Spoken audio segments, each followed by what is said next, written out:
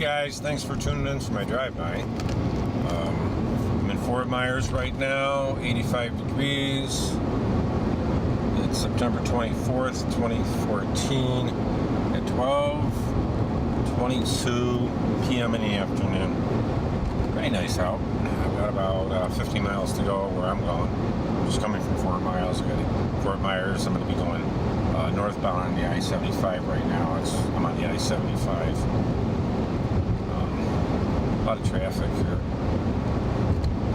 75 is usually, it's people like I say, they highball this road. They drive pretty fast. I wanted to bring up a subject here, and I got somebody right on my butt again. I'm going speeding up. Come on, okay. Just gotta speed up a little so they can don't have an aneurysm. And I'm going 60 now. The guy is getting on, and I got a truck in front of me, so see what I mean. But anyway, I'm going to continue my drive-by and discuss a few things. Hope everybody else is doing good today. Subscribers, viewers, everything. And I wanted to bring up a subject, and this is going to be caliber. Caliber, handgun caliber. What's the most effective handgun caliber? And, when we talk about calibers and handguns, we really have to weigh a few things.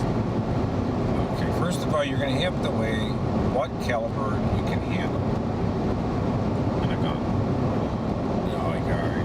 Can you only handle a 22, a 40, 45, what's your expertise in the caliber? It means quite a bit. If you have a bullet in a gun and you can't control it and you can't hit a target, there's probably no sense in having it. But you also have to understand, you really only with a gun, you don't have to be effective at extremely long distances. Because, a gun is a short range distance item. Well, when comparing to a knife, it might not be. It might be long distance, but to effectively stop a threat, it's probably going to be about less than 21 feet. Roughly, probably half the length of the room or something. Right up in there. But I would actually venture to say 15 feet. Because unless you're very, very accurate with that gun, 21 feet out to that distance or further might be pretty hard. I'm sure that's about, 7 yards? But you know what I mean? So I would probably try to practice at 15 yards. But really effective range is probably going to be less than 7 yards. Probably about 15 feet, I would say, roughly. That's not very much. So now when we come into the effective firepower, or what's the best bullet, you bring another variable into it. So first of all, you have the variable of how accurate you are and how good you can handle the caliber you select. And then the second thing is going to be how powerful the bullet you select. Because the more powerful bullet, the more effective threat stopper, and the further it can go, normally. So, you really have to weigh that. Myself, I would think, if you're looking at a fairly light shooting, effective, the 5.7s are nice guns, but they're big, okay? They are a large gun. It's like having a large 1911. So for concealed carry, it's probably not an option. You probably want to go something smaller. And, basically you have 9mm, 45s, 40s, 380s. Myself, 380s, I probably wouldn't even consider, or really a 380 or a 38. It's okay. I wouldn't want to get shot with something like that. And it probably would be effective threat stopper, but I'd probably go with a minimum of probably 40 Smith & Wesson. 9mm is good too, but then it's like a 38 again. You're getting kind of close to it. I know you have a high capacity usually in 9mm. I mean, Glocks and stuff, they're high capacity. A lot of small 9mm is very high capacity. But like I say, you are at a smaller bullet. It's roughly like having a 9mm. It's like having a 38. Just more bullets. So 40 is not bad. 10mm is not bad, but now that's a snappy cartridge. It's kind of hard to handle. 45 is good, but then again, you need, a powerful cartridge to drive all that lead down range.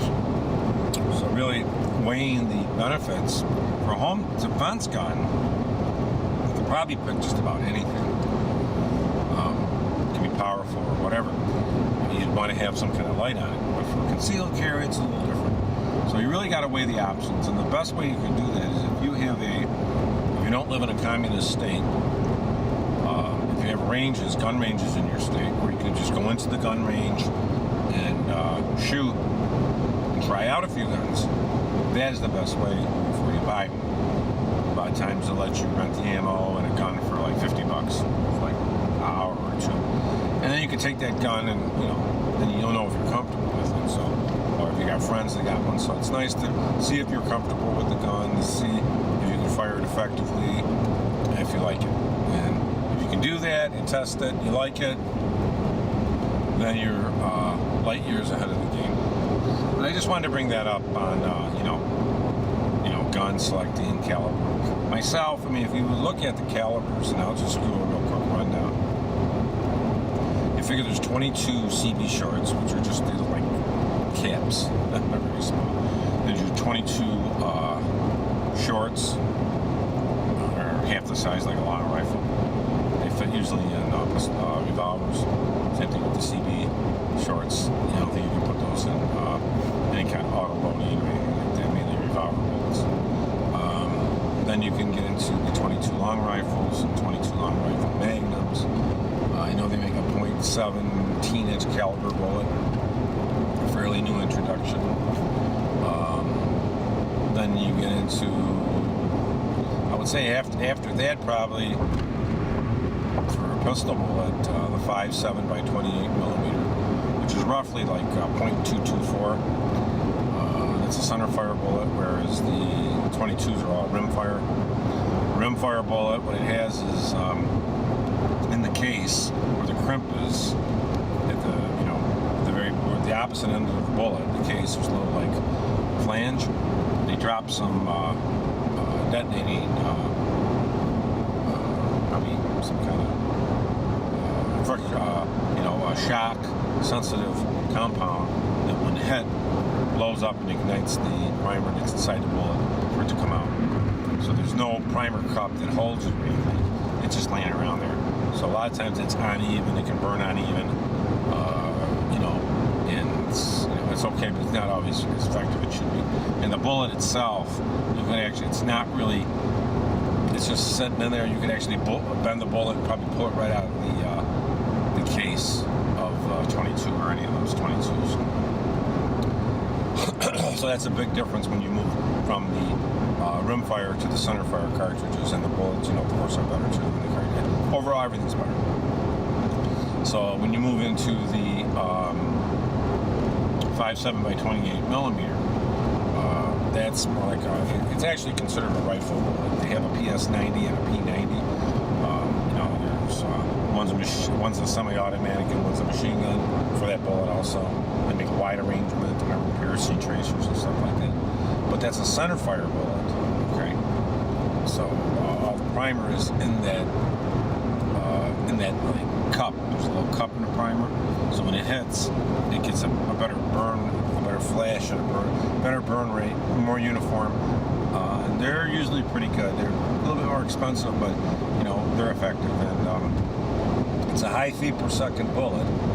Hits with pretty close to the force of the foot-pounds of a 9mm. So it's like having a 9mm half the weight, and probably maybe 20% bullet faster. It's going faster velocity. And they make a lot of different bullets for it. Like I say, armor piercing, tracers, hollow points and full metal jackets. There's a lot of crap out there for those ones because it's more of a specialized gun. Ammunition's not bad. It's come down. Probably looking at about, you can find it for like $25 for a box of 50. You can find it. That's really not bad if you think about it. And then we move up into, your 38. And 38, everybody's pretty familiar with those. Pretty standard bullet. 380s, that's sort of like a 38. It goes in automatic. Really small. It's a marginal bullet. It loses a lot of power because, most of that power in the automatic has to be used to put the slide back and go forward. There's some hotter loads, but like I say, I'm not really a fan of 38 or 380s. Last ditch, if I had to make a selection of 380 and a 38, I'd probably select the 380. A revolver rather than the automatic. You can go up into like 9mm. They make a wide arrangement of those. Probably, if I did compare between the 38, the 380, and the 9, I would probably select the 9mm, just because higher capacity. There's a lot of rounds out. There is some hot, defensive loads for those. I think RB CD makes one, and a few other companies, Buffalo Board, makes some hot 9mm bullets. But then again, like I say, it's going to have to be your comfort spot of what you're comfortable shooting too, and what you can afford in a gun.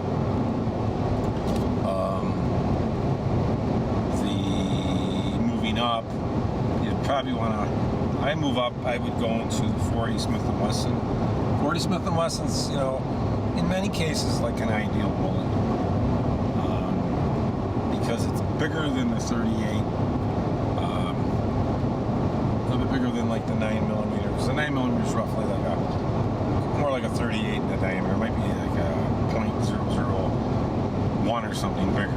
But so 40 Smith & Wesson's not bad. You can get some hot loads for them, just like in all bullets.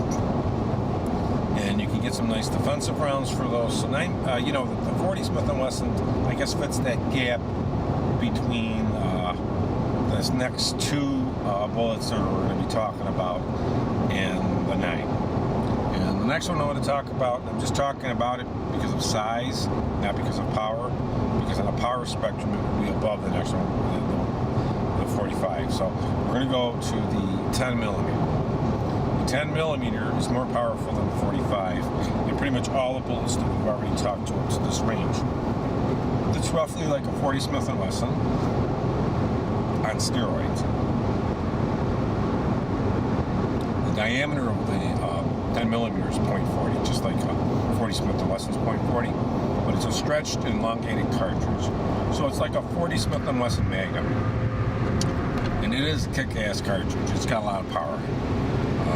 Definitely, if you had that, if you were carrying that for concealed carry, it wouldn't be much you couldn't stop threats with that 10mm. That's by hands down the most powerful, probably, handgun cartridge that you're going to get without going into like a 50 caliber or 500 Magnum or something like that, or 454 or something crazy like that. But very effective, nice bullet. Make a lot of nice rounds for it. Definitely a stopper, a threat stopper. The next one we're going to move into the 45 caliber. Of course, we have already said that 10mm is more powerful than a 45. 45, that's a lot of lead. 0.45 inches. That's only about 0.05 smaller than a 50 caliber cartridge. And, some of your 50s would be like a 50 Action Express, Desert Eagle, and then a 500 Magnum. And there's the difference again. A .50, right? A 50 Action Express versus a 500 Magnum. They're both 50 caliber. They both have a half-inch diameter. They're both .5 diameter bullet. But the 50 Action Express is not a Magnum, whereas the 500 Magnum Smith is a Magnum. So your 50 Action Express is not a Magnum, or your 500 Magnum, of course, your Smith & Wesson 50, 500, is still, it's a longer cartridge, so it's almost like a Magnum. All right. So when you compare those, and the same thing when you go with a 40 Smith & Wesson and a 10 millimeter. So one's a Magnum and one's not. Each one's case length, more powerful. But go back to the 45 now. It's a good round, a very good round. You can get low recoil rounds on them, just as you can just about all bullets that are made. You can get short barrel gun and ammunition for revolvers and stuff, and 357 and everything. There's a wide arrangement of ammunition they make, and the manufacturers make a lot of different caliber guns and make a lot of different ammunition, so you can buy more and they can sell more. I don't really think it's how effective these items are. It's just that they can make more money, so they can line their pocketbooks with more cash. It's just like why they make 700 different models of cars. And it's not really a personal preference. They do that because they can do it. Somebody invents a type of caliber, they invent a gun, and you'll find out most of the companies that like sell a 45, right? They have a 9mm, they have a 380, they might even have a 38. They probably sell rifles, M16s and ARs and everything. So most companies sell more than just one kind of gun. They make multiple because that's their revenue stream. And they're out to sell you as many guns as you would buy, and that's cool. And the government's out to take as many guns as they can away from you. And in between, the only person who gets screwed is the end user, the consumer. But anyway, I wanted to bring that up, and that it kind of gives you a little bit information.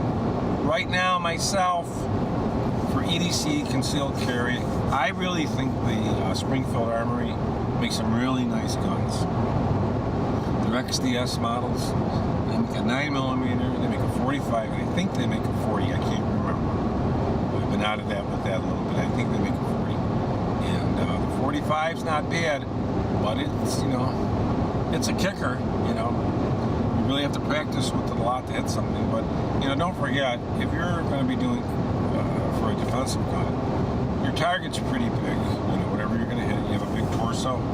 So if you limit your accuracy down to, like I say, about less than 7 yards, I would say 15 feet. Become very accurate if you can. At 21, that's fine, or even 15 yards, but chances are you won't. And if you just practice and you're that 21 feet range, if you're effective, then you should be pretty good for concealed carry for defense. Because it makes no sense to have a gun if you don't practice with it, because you have to practice with it. What your reflexes are going to be. You get your juices flowing. You have to know how you're going to handle it. You can't pull it out and be nervous, because when you pull your gun out, you have to use it. If you hesitate, it's just like a cop. When a cop pulls his gun, normally they use it. Or don't pull it out. When that need is bad enough where you got to pull it out and use your gun. And also, when you use your gun, remember all the repercussions are going to come from that. You may have end up in prison. You may not. So that's just a chance that something can happen. So do all those thoughts, all those rights that can just disappear in a heartbeat are quite a bit. And then you'll get into a lot of legal shit, and you'll be paying out your ass for lawyers and programs and this and this, and then to even rebuild your profile, you have to do that online or wherever, and to get rid of any kind of negative information. It just costs you so much damn money, you'd be wishing you never even had a gun. But anyway, I wanted to bring that up to you, and that's some of the different calibers. But I like the line of XDSs because I like it's got that grip safety on it. I really like that feature. That's nice. I really like that, because you can't fire it unless you squeeze it. You gotta squeeze it pretty hard. Your hand has everything. Some people say that's no good, because what if you're off a little and it doesn't engage it? So I don't know. Or if you have to fire the gun without holding it, so your hand got damaged, and you could just pull it with 2 fingers or something. I don't know. Then you probably would want a Glock. Glock makes some nice small guns, but they lack of and they say they got a safety. Yeah, they got a throw-down safety. A safety, if you throw it on the ground, it won't go off. But they don't really have a safety. They say your fingers are true safety. I know that. I like having some type of safety on that gun, and I recommend getting an aftermarket like a cider lock, and I've got some videos on that. Take a look, SIDERLOCK. If you do a search on YouTube or my videos, I've got some cider lock installations on a few of my Glock videos there, the training and stuff. Take a look at them. But that's just my opinion. And there's a lot of other nice little Millennium PT-145, Taurus, Ruger. Make a lot of different little carry guns that a lot of people use. I'm by no means those are discounting them. That's just what I like. And the revolver, I like the Smith & Wesson hammerless stainless steel 640. The 640 is a 357. It weighs about, I think, 26 ounces, 24 ounces. Correct me if I'm wrong. About twice the weight of an airweight 38, but it's 357. So if you use 38s in that, you'll be a little bit more accurate because you have a little bit more of a weighted gun. And also, you can use 357 if you wanted to. So and then you go back to the 357, and now you have a big enough bullet to do its job. They make short-barreled ammunition, but sometimes that short-barreled ammunition that they make, like 357 short-barreled ammunition for like revolvers, is reduced recoil. It's going back. It's taking your bullet back to 38 ballistics. So I don't know if that's good or bad. I guess you have to research it. Well, thanks a lot for tuning into my video. Please, feel free to give me a comment. Put a link to, I'm going to upload one of your videos. Put a link in there. Whatever you can do. If you haven't subscribed, please subscribe. I got some giveaways coming up. Some really nice quality giveaways. So you have to actually be a subscriber and actively participating in the channel. Like make a comment once or twice. Let's also kind of keep our comments clean, and let's respect everybody else, just like you would like to be respected. And I appreciate everybody that views my channel, subscribes, and thanks a lot. Everybody have a great day. If there's anything I can answer, I will try. If there's a video or a discussion you want me to talk about something, let me know, and I can bring it up, whether it's for drive-by or just a separate video. Thank you. Have a nice day. Bye-bye.